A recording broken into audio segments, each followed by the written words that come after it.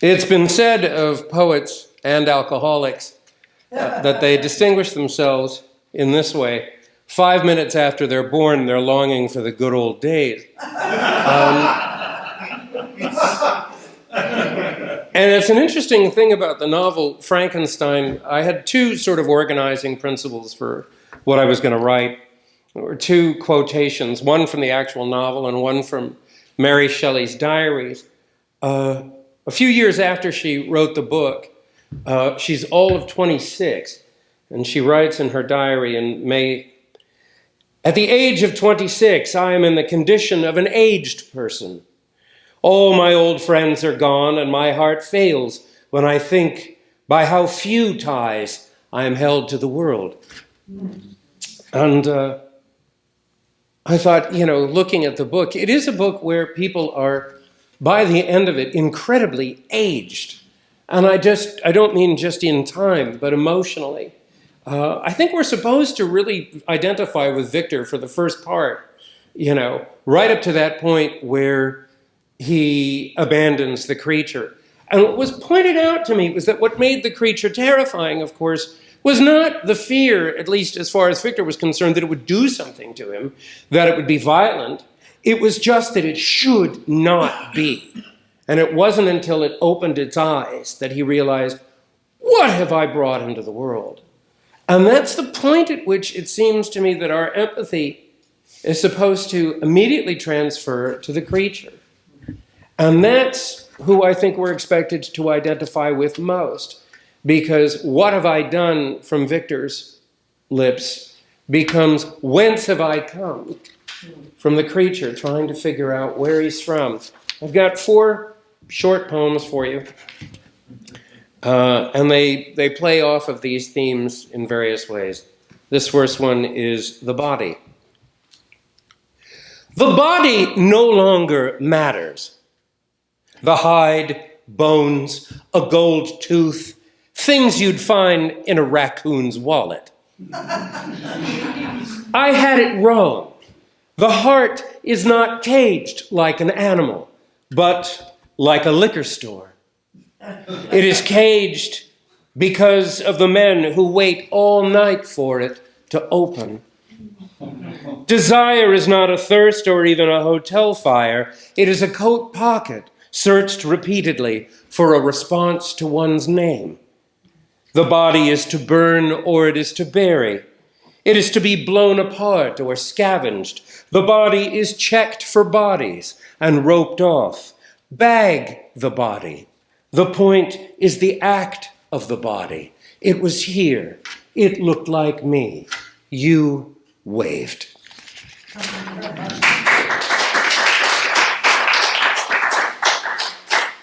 This is called A Few Givens.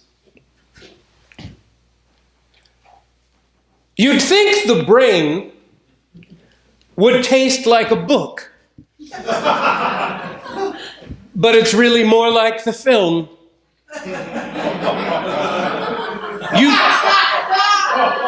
You'd think the heart would try to get away, but it just hunches up, trembles a little. You'd think the tongue would fetch a high price, but that is emphatically untrue. You get more for a thumb. They last longer, so I hear. And I was sure the ear was full of sand, but it's seeds, tight little things. God knows what they become. If you thought the shoulder was its own animal, you're right. Same with the elbow. The breast has yet to be tamed. Both feet are awaiting trial. These are all pretty much a given. What are ungiven are the words. Who knew so many would fail us? Who knew they'd cover the floor? Thank you. You don't have to do that between each poem. Of course, now I'll know when you don't. So I don't. But I really appreciate it. So thank you.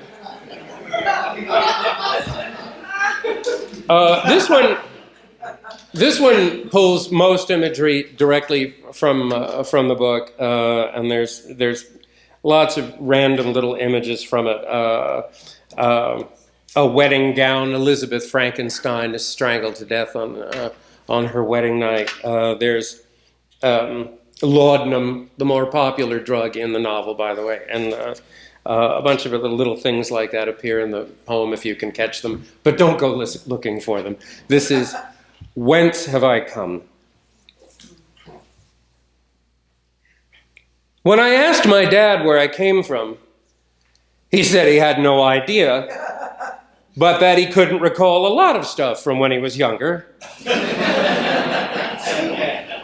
I do remember, he said, a night when your mom and I were courting, we found a dead bobcat in the road with a dead robin in its teeth. He said my mother wept like a wedding gown dragged from a well, and how he was sure their date was ruined. But then they found themselves bringing the bobcat home, the bird still in its jaws. They set it on top of the TV and watched horror movies until they couldn't stand their clothes anymore. At this, he blushed and got that look that doctors get when you watch them eat. Well, he said, you know how these things go. In the morning, the animals were gone, and you were already crying in the next room. Then he began to cry. I offered him some of my laudanum, but he waved his hand. You should ask your mom, he said. I'm sure I left things out. Like when you build a dresser, there's always extra knobs and that fear that you'll never be sure where the tops and bottoms go.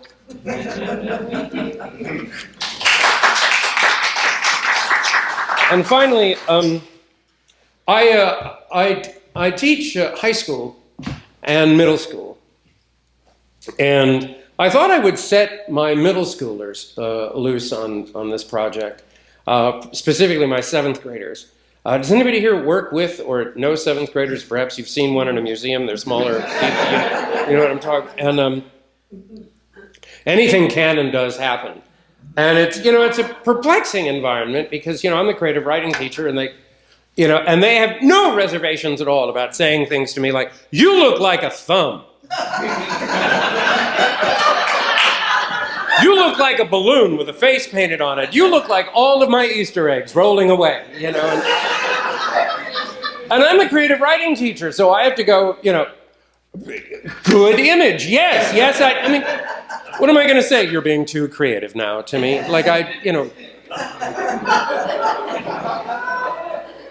But interestingly enough, the school had actually assigned Frankenstein. So everybody in the school was reading it. It had been the summer book.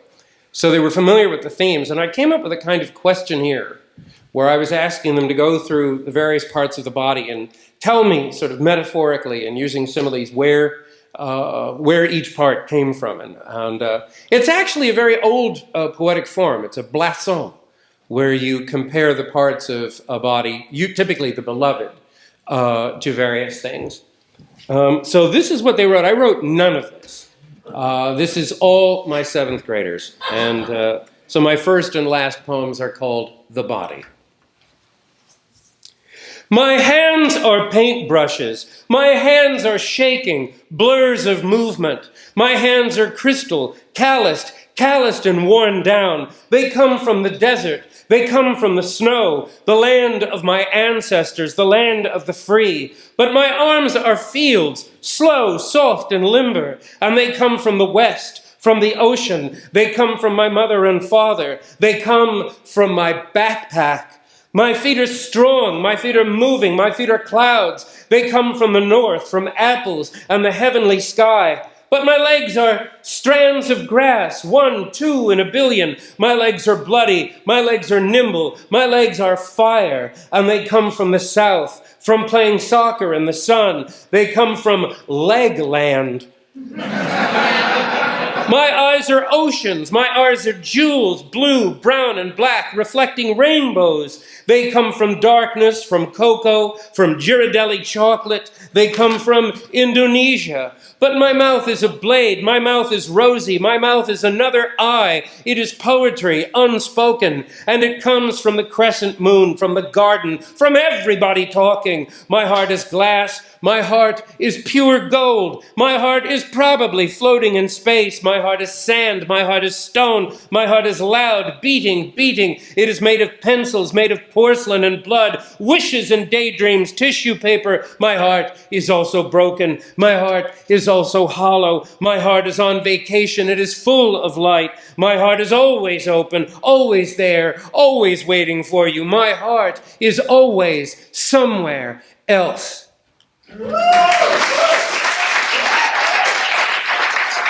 Thank you. Thank you.